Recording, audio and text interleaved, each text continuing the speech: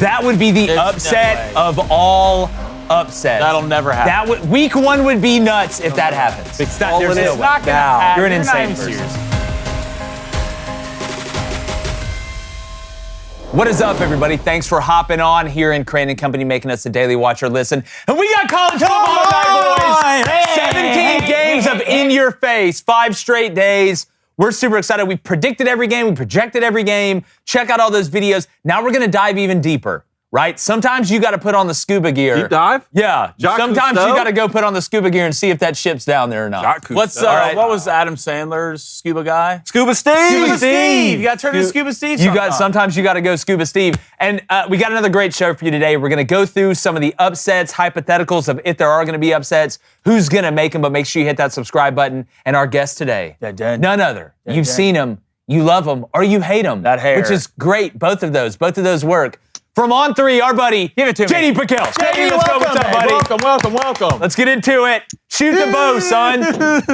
Let's do up? it, baby. Let's do it. Let's go deep dive into Titan together, boys. Oh, gosh, look, and I'll go into the midst of Babylon. Change you my know that. shorts. All right, so here's where we want to start. Again, we've talked about these games. We've made our picks. I know you've made your picks. But I want to start out, all right, if there's going to be upsets, how are they going to happen in some of these big games? And I want to start off with Florida State, Bama. And I'll be honest with you, JDP, you know me, right? I didn't mean for that to rhyme, but it did.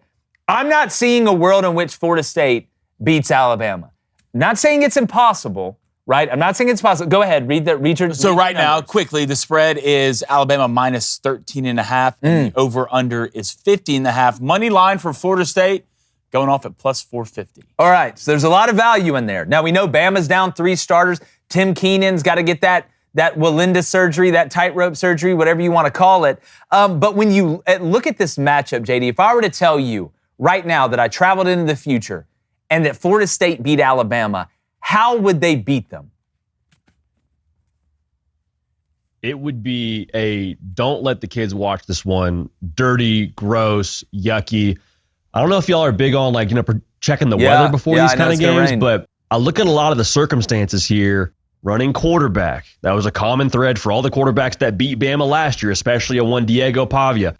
New DC and OC for Florida State. Aggressive Tony White against a quarterback in his first start on the road in Ty Simpson. Could be a shorten the game kind of situation for Florida State. So I don't think that Florida State wins this game.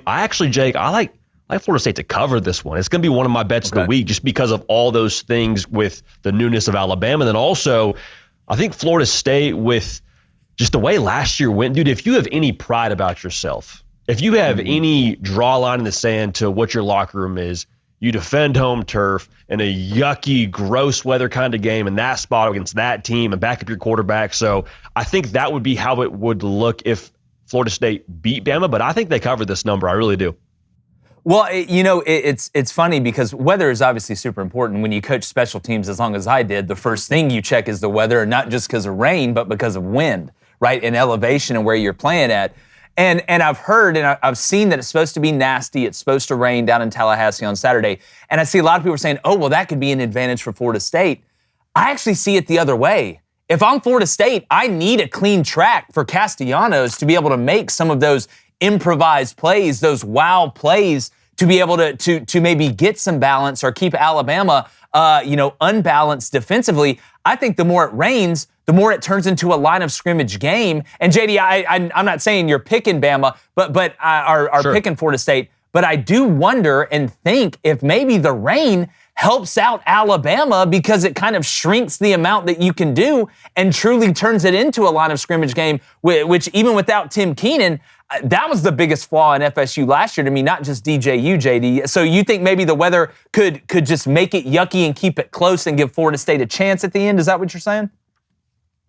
I think it's that paired with Ty Simpson first start where there's all this pressure on him because, let's face it, his career has built to this moment. You passed on the portal multiple times to get to this spot, to be on the road against that team. I also think that the point you made about Alabama and line of scrimmage is a really interesting one because if it becomes a grudge match, Bama's big human beings, we all know, better than Florida State's big human beings. That's kind of just how this whole thing shakes. I'm really curious to see if Gus Malzahn doesn't get a lab a little bit, get with that cauldron and start, mixing up the potions.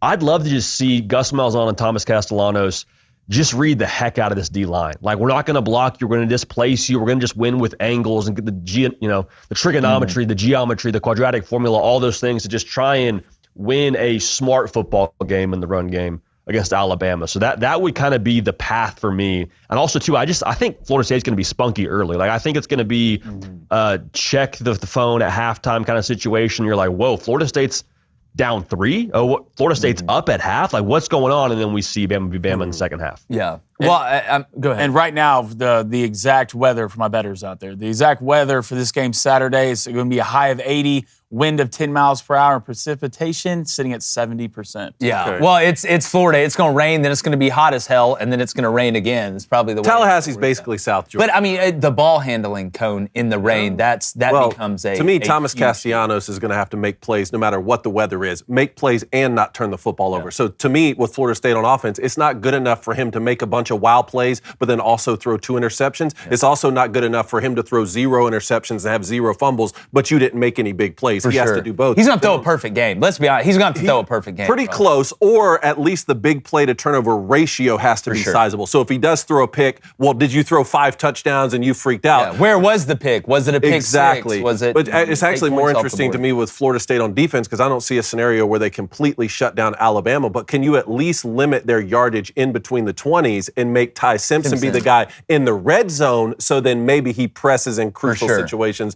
which is what JD's talking about. Yeah. And right now it kind of agrees what you were saying, JD, that Florida State's going to come out and be spunky. Right now the first quarter spread is plus 3.5. Florida State sitting at minus 130. Woo! Okay. Interesting. A field goal's a win, I think, in this game. Field goal's a win, I think, in this game. You want to go to LSU Clemson? Go ahead. Because here's why I felt really comfortable. Baby. I felt comfortable for a long time with my Clemson pick for all the reasons that we've talked about in our previews and our predictions and for the last 2 months. But I'm starting to feel a little bit uncomfortable because it seems like most of the college football world is taking Clemson other than LSU fans and Blaine. Blaine's riding with LSU. Go Tigers. And I just keep looking down and it's 4.5. And we saw it at one point it was 3.5. But regardless, the line has been over a field goal in favor of Clemson. And you give me 4.5 points, I'll take LSU against almost anyone in the country, but they're not going down there to cover the spread. JD, LSU goes on the road and beats Clemson. They will have done so because they did what? Because Garrett Nussmeier and Joe Sloan had the answers, okay? Because we know Tom Allen kind of got some psychopath to him, which I think if you're a Clemson fan, you're like, thank goodness we got another guy that's a psychopath on the defensive side for us calling this show from one Brett Venables a couple years ago. But I think Garrett Nussmeier and Joe Sloan, the OC out there, the continuity between the two of them, having a full year under their belt, Garrett Nussmeier know what Joe Sloan likes and vice versa. We know that Clemson has a better defensive line. We know Clemson probably got 2 top 10 picks on that D-line. They're going to apply pressure. I need a lot of pre-snap. I know I'm going to Barian Brown. Pre-snap. I know I'm going to Bauer Sharp. Pre-snap. I'm not even having to second guess myself too much because Peter Woods is coming to my living room here in the next 2 Mississippi. So I think them having answers is one part of this. The other part of this, O-line for LSU, got to be serviceable. Like if we get dog walked up front and it's a rush gets home with 4 situation for LSU, like it's going to be an ugly, ugly game in itself. It's going to be a tough post-game press for Brian Kelly, dude. Like if he's slamming the table against USC, he's like, I told y'all before, he's like full flying elbow through the table, whole deal. Dressed like Nacho Libre. They get home with 4 and get beat that way. Yeah, well, and to me, and Blaine brought this up, and it's a great point. We talk about the personnel that Clemson has on defense, and they had those guys last year, but they struggled against the run. That's where you think Tom Allen, with a little bit of that psychopath, why are we drinking espresso at 9:30 at night, comes into play. I think you're going to see that turn its head. But LSU, the biggest narrative in this game to me is, can LSU run the ball against Clemson?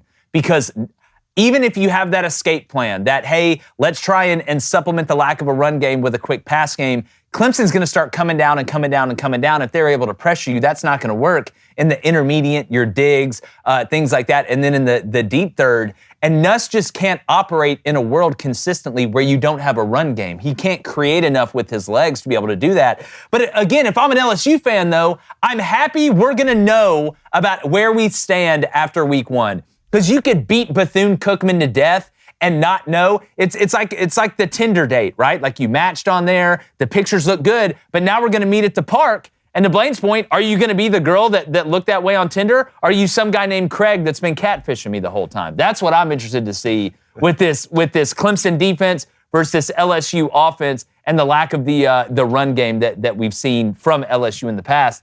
And I think you can make an argument this is the hardest opener for LSU they've had. I mean, go back to I would rather play USC where they played them, obviously, than play Clemson in Death Valley. It's amazing to me when we do talk LSU, we don't mention their defense, right? Their defense is going to matter. That's what let LSU down last year. Yeah. I mean, and they couldn't run the ball. That's what they still scored a good amount of points with not even being able to run the ball. Their defense was atrocious. And from what we're seeing from LSU in past times, we're not used to that. And the offense, we can talk about Clemson's defense. That's fantastic. Cade Klubnik right now. They're saucy. They're probably, I think, the nastiest quarterback in college football. Not only do you have to get to Cade Klubnik, but you have to get him on the ground. I think LSU's front four has to be a difference in this football game. This episode is brought to you by our friends over at Prize Picks. Preseason football is underway and college football is here, so don't miss any of the action this season on Prize Picks. We've used Prize Picks forever. We love it. The payouts, they're quick, they're organized, and you don't have to worry, and it's just a whole heck of a lot of fun. I mean, you look Saquon, Joe Burrow, Josh Allen, Aaron Rodgers. We're going to set our lineups and put them out on social for y'all to see, and they make daily fantasy so simple. Prize Picks is the best. You just select more or less on a 2 to 6 player projection to build your lineup, and when your picks hit, you have the opportunity to win up to 2,000 times your money. It's available in over 40 states, and Prize Picks puts members first with fast, secure withdrawals through Venmo, Apple Pay, and MasterCard. Their innovative Flex Play lets you cash out and double your money if one pick doesn't hit perfectly. So turn your sports knowledge into real money in under 60 seconds on Prize Picks' trusted skill-based fantasy platform that millions of users already rely on. Download the Prize Picks app today and use code BOOSTER to get $50 in lineups after you play your first $5 lineup. That's code BOOSTER to get $50 in lineups after you play your first $5 lineup. Prize Picks, run your game. What do you think, JD, about the LSU defense this year? I think they're going to be better, but how much better is better, if that makes sense? I think better is good enough to win a national championship. And a big part of that is because I think the offense is going to be like gangbusters, dude. I think that receiving core is incredible. I think Nussmeier's incredible. So with that being what you have on the other side of the football, if my defense can just be not good enough, because that's a weird way to say it, but if they can be like a top 30 unit, if Harold Perkins can get back to that freshman form, if Whit Weeks can stay healthy and the transfers they brought in can gel, like, we're going to have a real good time in Baton Rouge this year. I think the thing that excites me the most, what they went and got from the portal, we talked about Barry Brown and what he is on the outside. We talked about a lot of the big name guys, but like the depth pieces they got, the pieces that aren't maybe quite as flashy, a Bernard Gooden, who's going to be a guy for them in the interior of that D-line from a USF, Patrick Payton from Florida State, Jack Pyburn, like what they have in that second rotation on the D-line to now go with some of that just Louisiana talent they have in general. That excites me with the staying power they're going to have when it gets to the third, fourth quarter against a team like Clemson. Depth matters. Depth wins. We trying to go to Miami, Notre Dame, or Tennessee, Syracuse? Dude, I'm telling you, it's a la carte. You walk in there, if you want the fried chicken, you get the fried chicken. If you want the meatloaf, you get the meatloaf. It's a golden corral. Let's go Tennessee, Syracuse. Okay. All right, and right now, JD, this game is sitting at minus 13.5 for Tennessee with the over-under sitting at 51.5. Syracuse coming off the money line at plus 420. I mean, you don't hear anything in Nico anymore, which I think is good for Tennessee fans. You're bringing in a new quarterback if you're Tennessee. And the same thing, you look at Syracuse. Not only did you lose your quarterback, you lost your 2 best receivers, and you lost your 1,000-yard rusher. And 4 of your 5 offensive linemen. Exactly. So right now, how does Syracuse, we come back and look Monday, how does Syracuse win this game? Syracuse has got to find a matchup on offense, right? I mean, Jonte Cook is a guy who's a 5-star receiver, started his career at Texas, didn't work out there, now he's at Syracuse. The buzz out of fall camp is the dude's balling. And so in a spot like this where every matchup is going to favor Tennessee, you just got to find that one matchup, baby. Just find that one go-to move, that one play you like in the game, and you just spam that, in my opinion, and get Jonte Cook active. And maybe that's how Syracuse wins. Maybe it's like, hey, we had Jonte Cook, the 5-star guy. Y'all are having trouble at receiver. You got a new quarterback. We do too. But maybe that's kind of the way that this whole thing works. I also think, too, they got to start fast, dude. Like, they got to find a way to get Joey Aguilar back into his double-digit interception bag. He was at App State. If they can get some momentum early, generate some life, I mean, y'all know this as well as anybody, teams taking on the persona of your leadership. When your leadership's Fran Brown, I think you always got a chance. So that number scares me a little bit, but I think that Syracuse, give them some give him some life early on. Jonte Cook a couple touches. Like, that could be how Syracuse finds a way in this game. Not taking it, but that's the way that would happen. Yeah. JD, again, you have sources like we have sources, and I've heard conflicting things from people talking about how different this Tennessee offense is going to look this year compared to the past. Now, I don't think it's going to go as far as to become like a truly pro-style system or anything like that. But are you hearing any changes? Like, are they going to change the splits? Is it going to be, obviously last year they didn't go as fast because of the way the team was structured and the way they had to win. Have you heard anything coming out of fall camp to this Tennessee offense, maybe a little bit of a Harvey Dent situation? I haven't, but I could see it just because you did miss spring practice with the Joey Aguilar. I will say this. Josh Heupel's one of those guys that just makes it work. Like, we all know this. You watch those like reality cooking shows on Netflix or whatever streaming service, and it's like, okay, give me a phenomenal 3-course meal. You got Pop-Tarts and beef liver. Go. Yeah. And it's like, Josh Heupel just like makes it work, dude. Like, he's got a portal quarterback who got no spring ball. He's got a couple freshman receivers. He's got a running back he's going to depend on who was a walk-on at one point in his career. And it's like, I don't know, dude. Like, Heupel just kind of makes it work. So that's where my money falls.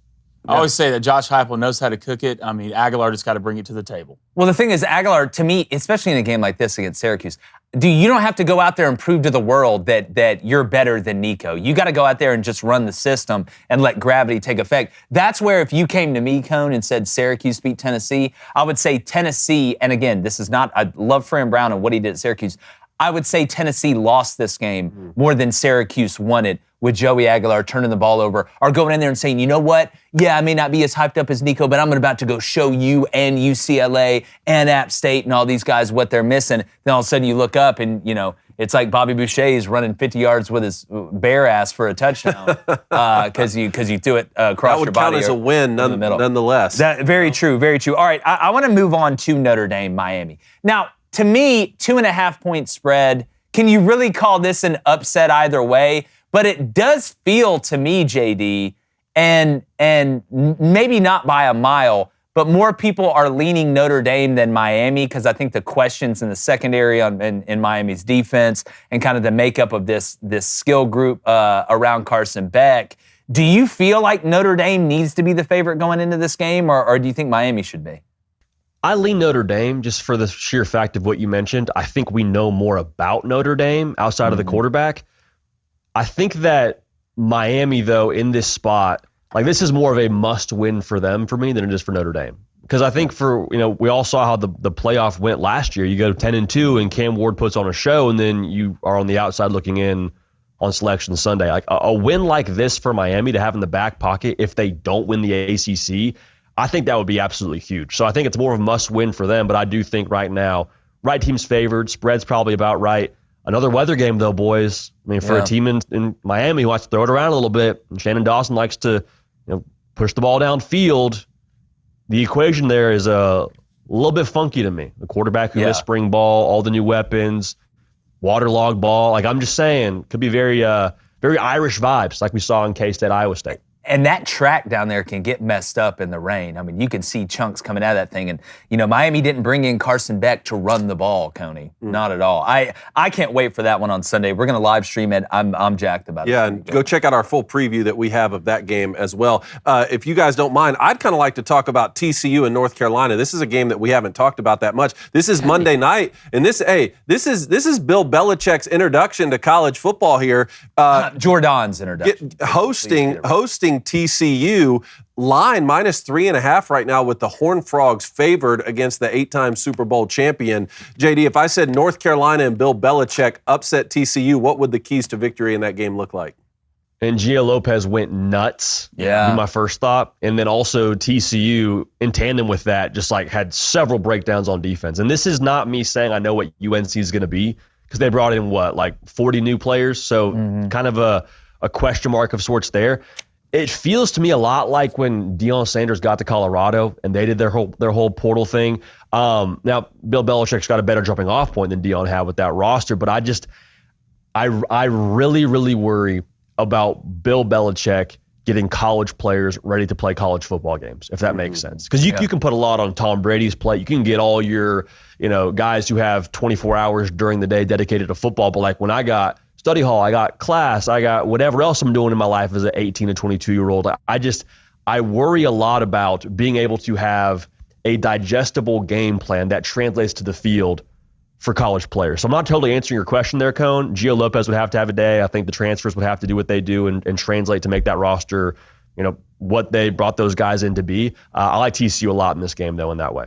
Ho, boys! Tailgating time is back. Yes. Saturday at the house, grilling is back. You need the best meat in the game. You want your team to be ranked number one? You got to eat good for them to play good. And with Good Ranchers, you can do that. Our barbecues and game day sliders, they're always made with quality meat. That's because Good Ranchers sources 100% American meat, with all cuts coming directly from local farms and ranches. Choosing Good Ranchers means you support both our community and American ranchers while enjoying premium cuts that bring families and friends together around the table. Plus, with Good Ranchers doorstep delivery, you can worry about anything else rather than spending time at the grocery store searching for something to serve. Blase, blase, blase. I mean, we're gonna be throwing steaks on the grill this weekend. We've had burgers. We've had everything. Every night. Chicken wings are fantastic. And here's the deal. If you subscribe to any Good Ranchers box today, you get your pick of free meat for life. That means you're always going undefeated. Talking free Wagyu burgers, hot dogs, bacon, or chicken wings in every single box. And when you use our code BOOSTER at goodranchers.com, you'll save an extra $40. So go ahead and hit up goodranchers.com right now. Use code BOOSTER, get that $40 off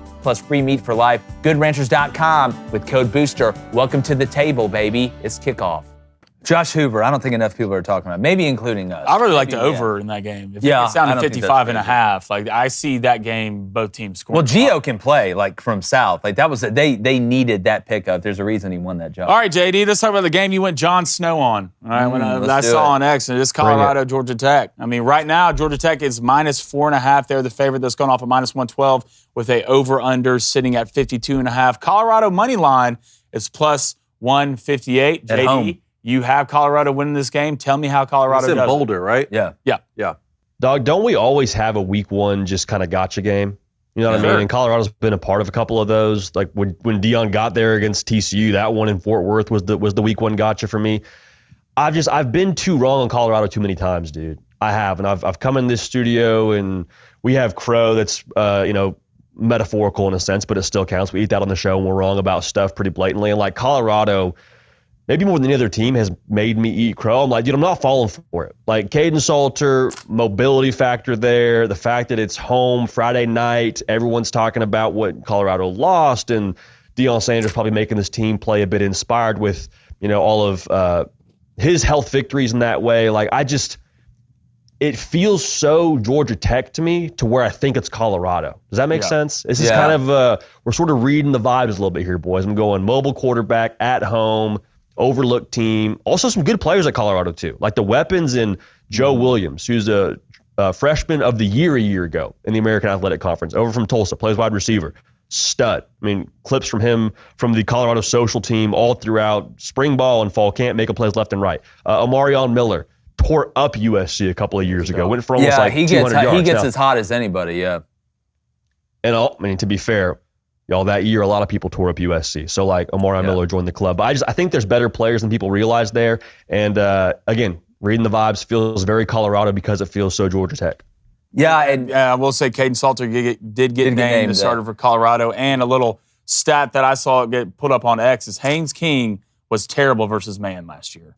One of the worst quarterbacks in the country. And Colorado was the number 4 team in the country when it comes to running man coverage. Well, and it's, again, and I love getting in there and getting the stats and the numbers. It's just the line of scrimmage to me. That's what's going to define Colorado. I know Prime can get the guys on the outside that can run fast and jump and catch it. It's the Jordan Seatons, how much have they improved? How much is Colorado? That was the biggest surprise to me last year, was Colorado's front 7 on defense. I thought held up a whole hell of a lot better. I think they led the conference in sacks. Now, they had to pressure a bunch, right? Colorado's pressure rate is up there. But if they beat Georgia Tech with a team that is coached by Brent Key, that is basically a walking incarnate of what you want on the line of scrimmage, that would show me that Prime legitimately has staying power in being relevant in college football and can actually turn Colorado into somebody that can win the conference. I'm going to go Georgia Tech, but I don't think that's crazy at all. I mean, 4.5 points. It's the same thing between LSU and Clemson, so it's not that crazy. They're about to get the heaviest dose of quarterback counter that they're going to see. But that's what I'm saying. The one thing about man coverage is if that quarterback breaks and your back is turned at DB, Haynes King can go score it. That's what It's when you get him in 3rd and 7 that he has problems with, which most guys do. But I'm going to tell you just 3 upsets that I have for this weekend that if you got to take some, here's what I'm taking. I like USF money line tonight. I'm telling you right now, every time I watch Ashton Genty run the ball for the Raiders, I feel better about this South Florida pick. Because South Florida, I'm telling you, I coach with Alex Golish. This guy's going to have them ready to play. They got some dudes running around. If Brown can run the ball effectively at quarterback, South Florida can win this football game. They're going off at plus 180. And I don't want to steal thunder from a team that you picked to make the college football playoff. But you have talked about Toledo going to Kentucky. What is that, 9.5? I got him at 8.5. 8.5? It's at plus 260. I like Toledo. Light the freaking candle. Let's go, boys. And then sneaky. Baylor. Sneaky. Baylor. No, hell no. That's a 2.5. Coastal Carolina. Ooh. Coastal Carolina going on the road to Virginia. 11.5 point dog. You can get him at plus 340. I think Tony Elliott's cooked, boys. That's some ones I got kind of on the periphery. Is there any other that are sticking out to you, JD, kind of on the periphery that you're like, watch out for this upset this weekend? Cincinnati, Nebraska, where are you going tonight? I'm rolling with the Skurs, man. Rolling with the Skurs. I like the continuity with Raiola and Holgerson, and I think they may cover that 6.5 number, full transparency. You know, one that I don't know that I'm gonna take it because I actually feel pretty strongly about the other side, but one that kind of also gives me the heebie-jeebies. Little Sicko's Hour special. It's late at night. Got the frozen pizza in the oven. Everyone's asleep. It's dark, but you're still watching ball. Man, Nico makes his first start for UCLA. Yeah. At home. Yeah. 5.5 point home dog. All off season. Nico's money hungry. Nico's this. Nico's that. Still the number 1 player for us here at On 3 when he came out of high school. Like, who's to say we don't see him put it together his second year as a starter in college football and a Utah team that was injury-riddled for sure, not at all what we're used to seeing from a Kyle Whittingham outfit. But what if we see Nico just kind of getting his bag a little bit? I'm going to take Utah, but that's a game that I'm really curious to see how it looks, especially 10. with it being that Sicko's Hour. Yeah. God, I hope Utah's back. I will throw one out there no one's really talking about. Say Virginia Tech. All right. Say it. You won't do it. Ball State. Ooh, Ball State. Versus Purdue. Okay. Purdue's bad. What's the spread on that? It's What are like 17? Ooh, how bad is Ball State, though? Plus 640. I'm just saying, this feels like one of those games that could get really interesting. Look, we've seen teams beat teams. I watched Northern Illinois beat Notre Dame last year. Yeah. So it's doable. I'm just telling you, this is a game that I'm taking Ball State plus 17.5. The money line's plus 640. All right, for a 17.5 spread, I thought that money line would be a little bit higher. So watch out for Ball State. Hold on. I thought you were going Toledo over Kentucky because you have Toledo in the college football playoff. I am. Well, Jake already said it. Yeah, so you are. Yeah, you're right with Yeah. I I already picked Toledo to beat Kentucky. I don't think that's crazy. And that one's 9.5. Yeah. What do you think about Virginia Tech, South Carolina? I was going to say Baylor over Auburn, but if that's We get it, personal. David. We get it, David. You picked Baylor. Virginia keep Tech, South throwing it in our Carolina. Look, face. I have South Carolina going 9-3, so no, I've got South Carolina winning. JD, what's your thoughts on the South Carolina Virginia Tech game? I mean, do we see Lenore Sellers just fly too close to the sun is my biggest question. Icarus. Like, we know he's the best player on the field. If he gets a little bit fumbly, like we've seen him do over the course of his career, then maybe things get to turning. It's tough for me to see a Va-Tech team that brings back 2 starters on offense find a way against this South Carolina team, who I think now with Rasul Faison in the lineup, the Utah State transfer, that's big. just much more dynamic. You got more to worry about. You got more speed on the field, which is only going to help a guy like Nicholas Harbor get open on the back. Like there's too much to worry about if I'm Va-Tech, and there's too much momentum behind South Carolina. I think South Carolina just like wins and covers. It's a boring answer, but I think that's how it goes. But like, is it the best bet on the board? What is South Carolina 6.5? Or is it 7? 7.5 last time. 7.5 now? God, I saw 7.5, yeah. 6.5 may be the best bet on the board. I think South Carolina's going to kill them. You know what I love this week, boys? I know this is not fun. This is not like get fired up for it, but a lot of these unders and some of these like first-time starting quarterbacks or first-time starting quarterback at a new place in gross weather, like I like the under in Texas, Ohio State at 47.5. I like the under in Miami, Notre Dame at 49.5. Like I'll sleep great at night if I go down swinging with 4 first-year starting quarterbacks, albeit that hit the over on that total. Utah, UCLA is another one I have. Yeah, there's a couple we have circled that we're going to put out. But JD, man, great stuff. as usual. One of the best in the business, big dog. Tell everybody, if they don't already know, where they can find your stuff. And if you want to, where they can find you if you win the money or don't. I probably wouldn't tell them, though. No, man. I mean, one, subscribe to this channel. That's first and foremost. But if you want to follow more of our work, the On3 YouTube channel, find me on all the social platforms at JD PicKell. But, man, always a pleasure with y'all. How good? We're back, huh? We're back. We're back, baby. So my body is so ready. It can feel it. It's so, like, I can hear the music. The spidey senses are just tingling. And you know what? At least we'll know after week 1. It's always the hardest week to bet and the hardest week to project because you really don't know. But that's why we bring in guys like you, JD, to chop it up with us. Make sure you go follow him. Follow On3. They do a great job over there. And we appreciate you coming on, my dog. Always a pleasure, boys. All right, we appreciate you watching as well. Don't forget to subscribe. Don't forget we're live streaming Auburn, Baylor Friday, Miami, Notre Dame Sunday. Come watch it with us. We'll scream and get pissed together. That's the most fun part. Like the chances of me not being excited about watching every single game tonight. Wait. I don't even care if there's a fire. Oh, thank you. I'll tell you what. He's been hiding that. There you go, bud. We're going. Oh, God dang it. man. Get out. Gone. It hit the light and it was the science and it's Eastern time and...